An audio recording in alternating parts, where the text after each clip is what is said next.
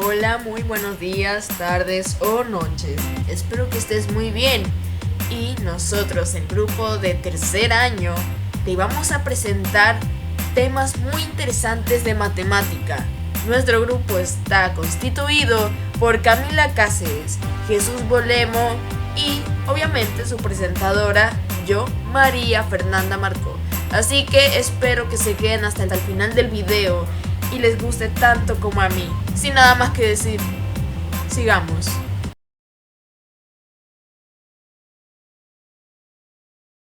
Hola, soy yo otra vez y te voy a presentar el teorema de Pitágoras.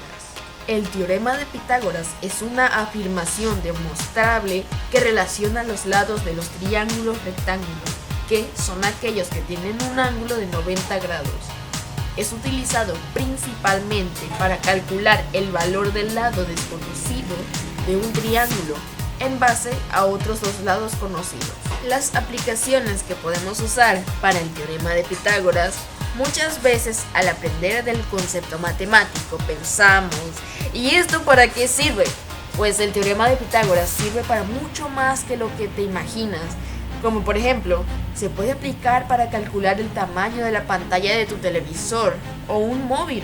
Los smartphones actuales tienen grandes pantallas que se miden en pulgadas en base al cálculo de la diagonal de la pantalla. Para ello se utiliza el teorema de Pitágoras y en la arquitectura o la carpintería para construir. Por ejemplo, mediante el teorema de Pitágoras, un arquitecto puede calcular la longitud del tejado de una casa o también puede calcular el tamaño de los cables que va a necesitar para sostener un puente. Sin embargo, para aplicarlo es necesario conocer las fórmulas y también es necesario identificar los lados del triángulo rectángulo con los siguientes nombres: hipotenusa y cateto. La hipotenusa será siempre el lado más largo y los otros dos serán llamados catetos. Otra forma de nombrarlos es identificar el ángulo recto. Una vez identificado, los catetos son los lados que forman ese ángulo recto y la hipotenusa, el lado restante. Una vez nombrados los lados, el teorema dice así: en todos los lados rectángulos, el cuadrado de la hipotenusa es igual a la suma de los cuadrados de los catetos. O, lo que es lo mismo, si llamamos a la hipotenusa A y los catetos B y C, obtenemos la fórmula del teorema de Pitágoras, que es la siguiente: A por 2 es igual a B por 2 más C por 2. Ahora hablemos de otro tema también igual de interesante, que también está conectado a esto: el cálculo de área de figuras combinadas.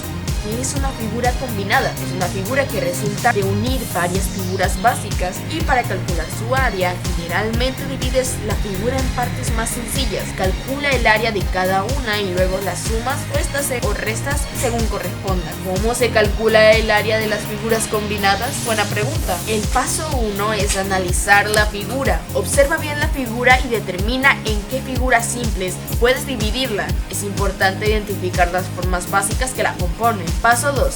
Dividir en figuras simples. Dibuja líneas para separar las figuras en partes conocidas: rectángulos, triángulos, círculos, etc. Asegúrate de que las divisiones sean claras y que puedas calcular fácilmente el área de cada parte. El paso 3 es calcular el área de cada figura. Utiliza las fórmulas correspondientes para cada figura. Paso 4. Sumar o restar áreas. Si las figuras están juntas sin solaparse, suma las áreas para obtener el total. Si hay áreas que se superponen, resta esas áreas para evitar contar doble.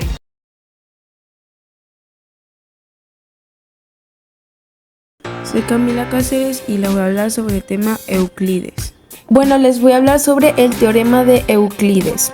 Se refiere a la relación entre la altura de un triángulo rectángulo y las proyecciones de los catetos sobre la hipotenusa. Establece que el cuadrado de la altura es igual al producto de las proyecciones de los catetos sobre la hipotenusa. También hay un teorema de Euclides relacionado con el cateto que establece que cada una es la media proporcional geométrica entre la hipotenusa entera y su proyección sobre ella. El teorema de Euclides se interpreta geométricamente diciendo que el cuadrado construido sobre un cateto de un triángulo rectángulo tiene igual área que el rectángulo cuyos lados son la hipotenusa del triángulo y la proyección del cateto sobre la hipotenusa del teorema de Euclides. Podemos destacar dos teoremas, teorema de la altura y teorema del cateto. Ahora les quiero decir sobre el teorema de la altura. Es un triángulo que obtenemos en dos relaciones alternativas en los que intervienen los siguientes elementos: los catetos B y C, la hipotenusa a la altura H y la proyección es M y N de los catetos sobre la hipotenusa, como se ilustra en la figura 1. Teorema del cateto. Ahora vamos a obtener la relación entre los catetos y sus proyecciones sobre la hipotenusa. Este teorema fue utilizado para calcular las alturas como no existían grandes avances, siendo base de la trigonometría. Siempre que se hallaba un obstáculo, río, quebrada, montaña, se utilizaba este teorema.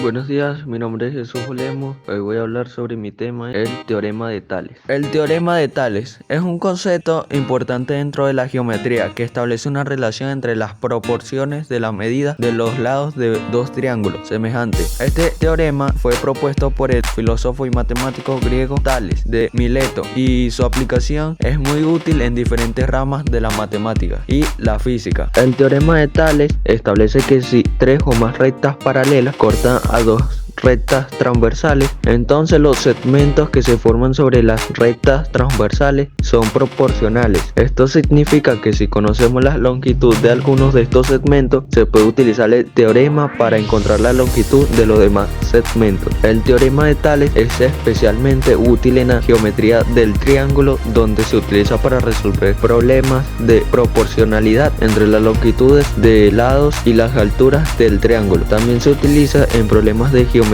analítica para encontrar la ecuación de una recta que pasa por dos puntos dados. El teorema de Tales establece que si tenemos dos triángulos semejantes, entonces la longitud de sus lados correspondientes son proporcionales de manera formal. Si tenemos dos triángulos ABC y donde los ángulos en cada vértice son iguales, entonces AB igual a C igual a BC. Fórmula de proporción. Esta fórmula establece que si dos triángulos son similares, entonces las medidas de sus lados son proporcionales, es decir, si los lados de un triángulo tienen las medidas AB, Y, C y los lados de otro triángulo similares tienen las medidas X, Y, Z, entonces se cumplen que A, X igual a B, Y igual a C, Z.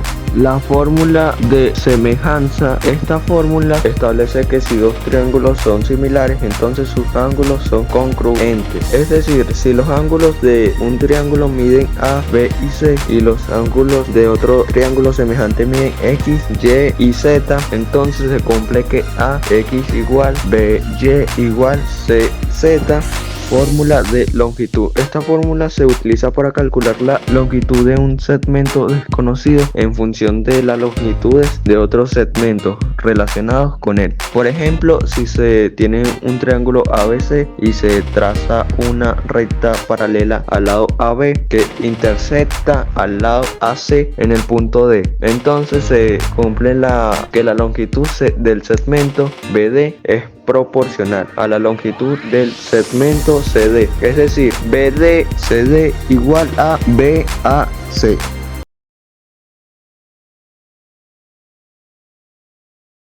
Hola, soy yo otra vez y esta vez te voy a enseñar la semejanza de triángulos. Dos triángulos se dicen ser semejantes y tienen la misma forma, aunque no necesariamente tienen que tener tamaño igual. Los lados homólogos de dos triángulos semejantes son aquellos que son adyacentes a cada uno de los ángulos congruentes, es decir, son los lados correspondientes. Los lados homólogos de los triángulos de las figuras son A y F, C y D, y por último B y D. Son como pareja y hay que tener en cuenta de que estas son letras minúsculas respectivamente.